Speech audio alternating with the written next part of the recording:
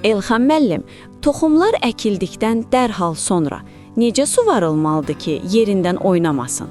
Əsas odur ki, toxumlar səpilən zaman torpaqdan o dağılmasın, yəni yuyulub getməsin.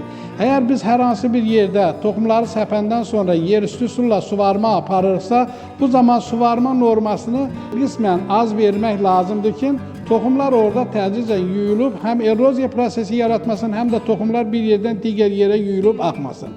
Ancaq son illərdə müasir suvarma üsullarından istifadə etməklə, belə deyək ki, yağış yağdırma üsulundan istifadə etməklə, damcılarla suvarma üsulundan istifadə etməklə biz toxumların daha yaxşı bitiş almasına şərait yarada bilərik. Və qeyd etmək lazım ki, fermerlərimiz əsasən toxumları səpdikdən sonra onu suvaran zaman üzərini mulçalarla örtsə daha yaxşı olar.